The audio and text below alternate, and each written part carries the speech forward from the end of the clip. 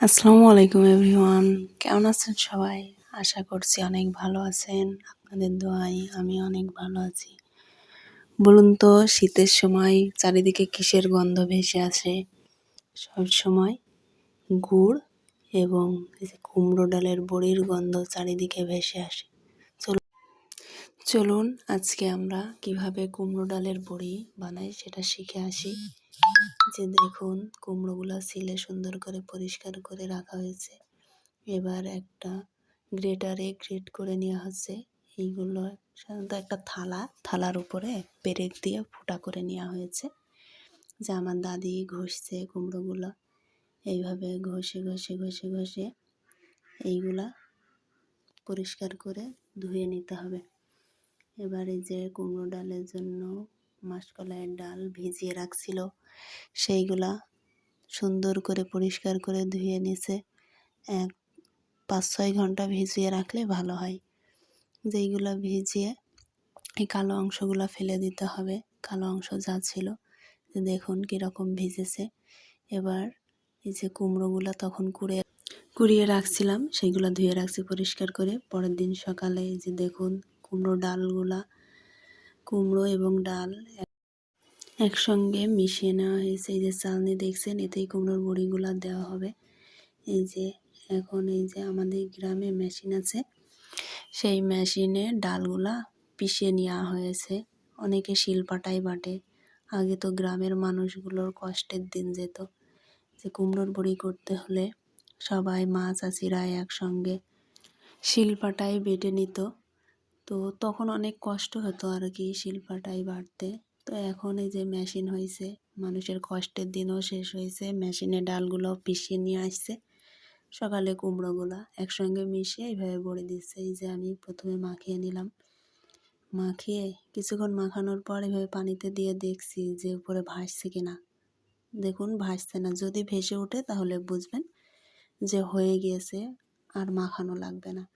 এইভাবে অনেকক্ষণ মাখাতে হবে। মাখিয়ে মাখিয়ে যেরকম কালার ছিল তার থেকে সাদা হয়ে যাবে মাখাতে মাখাতে। আর মাঝে মাঝে পানি দিয়ে মাখাতে হবে, পানি না দিলে কিন্তু হবে না। পানি দিয়ে অল্প অল্প পানি দিয়ে মাখাতে হবে। মাখিয়ে মাখিয়ে যতটুকু ছিল তার থেকে ফুলে দ্বিগুণ হয়ে যাবে। যত ভালো মাখানো হবে তত বড়ি সিদ্ধ হবে ভালো, আর মাখানো কম হইলে সিদ্ধ হবে না, খেতে ভালোও লাগবে না। এইভাবে আস্তে আস্তে আস্তে আস্তে মাখিয়ে নিতে হবে। দেখুন যে কত সুন্দর হয়েছে, এখন সাদা। আগের যে কালার ছিল চেঞ্জ হয়ে গেছে। আমি আবারও পানিতে দিয়ে দেখছি, যে দেখুন এবার কিন্তু ভেসে উঠেছে, পানির মধ্যে আর ডুবে নেই, যে ভেসে উঠেছে, তার মানে হয়ে গেছে। চলুন এবার বড়ি দেওয়া যাক। এই যে বড়ি দেওয়া হয়ে গেল। যে আপনারা ভাবছেন যে এখানে লাল মরিচ কেন দিলাম, এইটা একটা চিহ্ন। গ্রামের মানুষেরা এরকম একটা চিহ্ন দিয়ে থাকে, আগে থেকে এই ঐতিহ্য পালন করে আসে, যে এইটা প্রথম বড়ি, সেটা চিহ্ন এটা। তো আমিও দিলাম, সেই জন্য। আমার দাদি বড়ি দিচ্ছে, আমি লাল মরিচটা বসিয়ে দিলাম। তো এই যে এইভাবে দিচ্ছে, দেখুন কত সুন্দরভাবে দিচ্ছে। আসলেই গ্রামে যারা আছে, আসলেই তারা ভাগ্যবতী বা ভাগ্যবান। সকলে এইগুলো চোখে দেখার সৌভাগ্য হয়, বা কত সুন্দরভাবে এইগুলো প্রসেসিং করা হচ্ছে সবাই জানে। অনেকে হয়তো জানেন না, বাজার থেকেই কিনে খান। এই যে দেখুন এইভাবেই আস্তে আস্তে লাইন বাই লাইন সবগুলো দেওয়া হয়ে গেছে।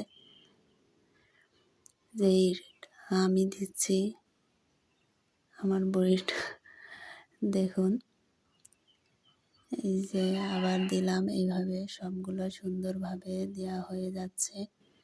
আপনারা ভাবতে পারেন এইগুলা কেন শেয়ার করছি। অনেকেই আছে যারা শহরে থাকে, কিভাবে বানায়, বা শহরেই জন্মগ্রহণ করেছে, তারা কিনেই খায়, কিভাবে বানানো হয় এইগুলা জানে না। তো সেই জন্য শেয়ার করা। তো আশা করি সকলের কাছেই অনেক ভালো লেগেছে। যে দেখুন সম্পূর্ণ বড়ি দেওয়া হয়ে গেছে। এগুলা পরের দিন, দ্বিতীয় দিনের বড়ি। এই যে আমি ভেঙে দেখাচ্ছি ভিতরে কতটুকু শুকনো হয়েছে, ভিতরে কিন্তু এখনও কাঁচা আছে। এটা মোটামুটি 2-3 দিন সময় লাগে যদি ভালো রোদ হয়।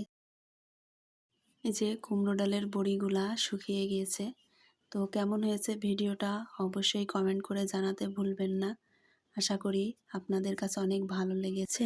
শেষ পর্যন্ত পাশে থাকার জন্য ধন্যবাদ সবাই।